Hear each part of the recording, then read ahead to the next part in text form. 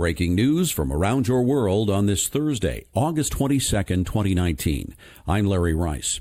French President Emmanuel Macron told British Prime Minister Boris Johnson Thursday that there was not enough time to wholly rewrite the UK's Brexit divorce deal before an October 31st deadline.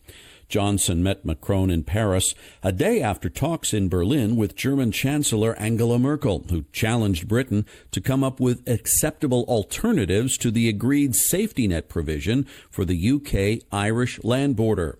More than 3 years after the United Kingdom voted to quit the European Union, it is still unclear on what terms or indeed whether the bloc's second-largest economy will leave the club it joined in 1973.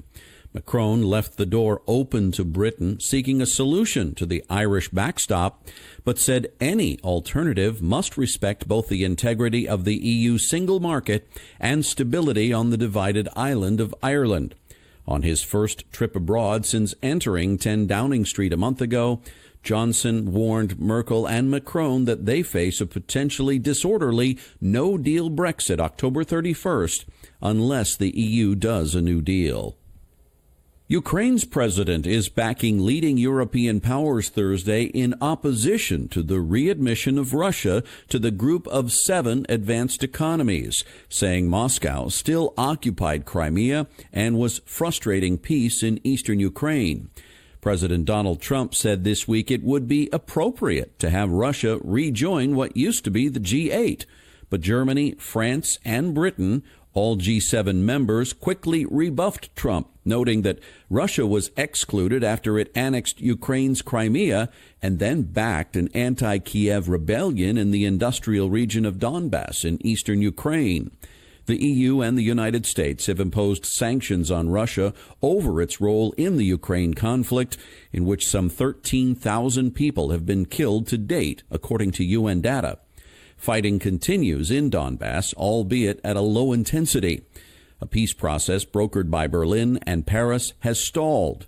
France will host a meeting of G7 leaders this weekend. The United States, Japan, Germany, Britain, France, Italy, and Canada make up the G7 group. North Korea continued to rail against South Korea's joint military exercises with the United States and its purchase of U.S. military hardware Thursday, warning the moves would trigger a new Cold War on the Korean peninsula and in the region.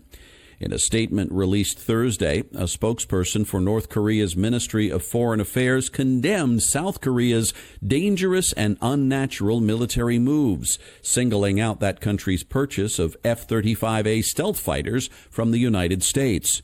Seoul has ordered 40 of the stealth fighters that can fly at speeds up to Mach 1.8.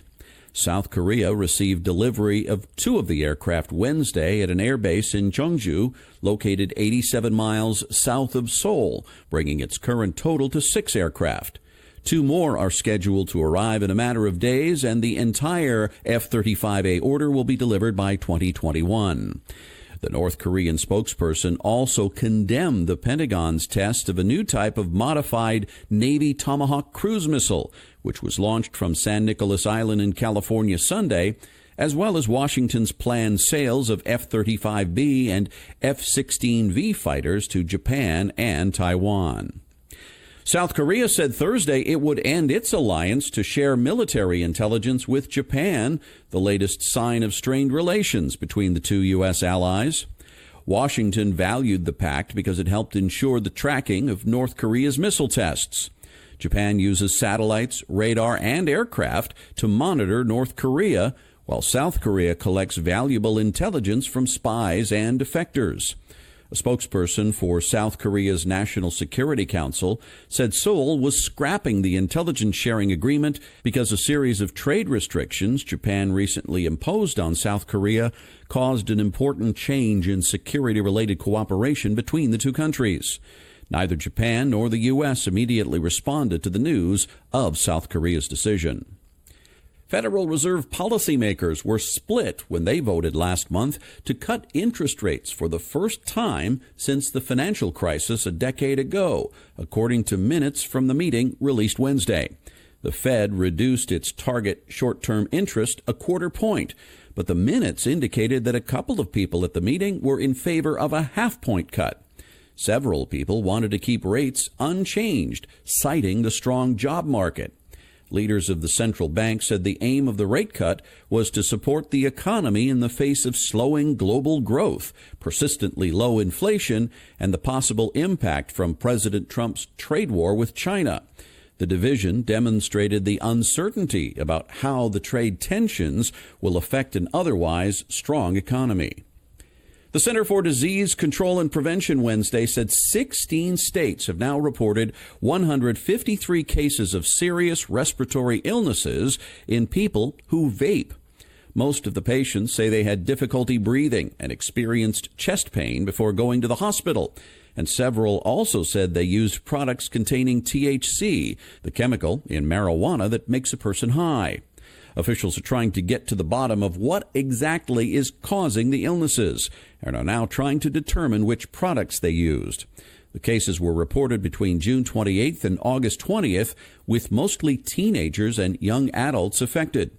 The CDC said it has not received any report of death linked to the illnesses.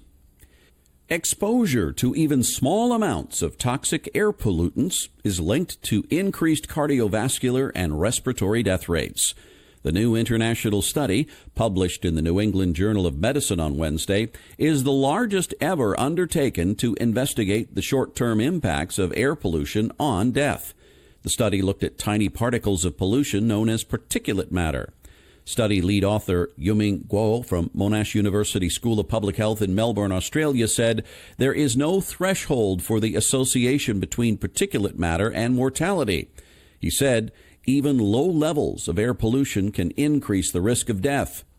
Unlike previous studies, which focused on single cities, regions, or countries, this study allowed researchers to examine and compare particulate matter concentrations with deaths from all causes at the global, regional, and national levels.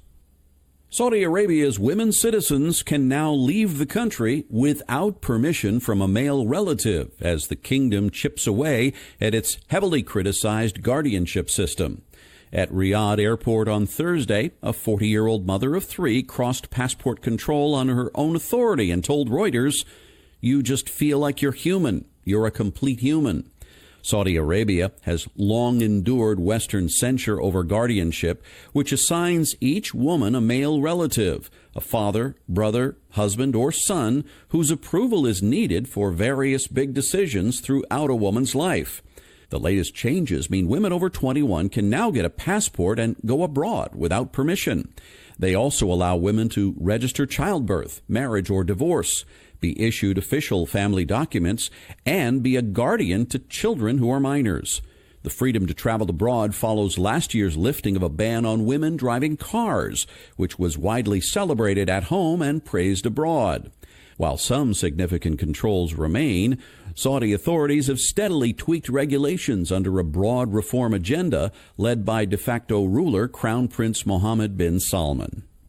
Australian airline Qantas announced Thursday it will test new 19-hour routes from both London and New York City to Sydney this year to see if it's a viable option to add to its schedule. The airline said 3 test flights using Boeing's 787 Dreamliner will carry a small group of Qantas personnel in October, November, and December wearing devices to record their vital signs. Researchers will monitor sleep patterns, food and beverage consumption, lighting, physical movement, and in-flight entertainment to evaluate the flight's impacts on health, well-being, and body clock. Qantas said the direct New York to Sydney flight will be the first in history for a commercial carrier and only the second from the British capital. Qantas Group CEO Alan Joyce said the key will be minimizing jet lag and creating an environment where passengers are looking forward to a restful, enjoyable flight. He added, "This is ultimately a business decision and the economics have to stack up." If successful, the Australian airline could operate regular nonstop flights from New York City and London to 3 destinations in Australia by 2022. And that's your update for this Thursday, August 22nd, 2019. I'm Larry Rice. Thanks so much for listening, and I hope you have a wonderful day.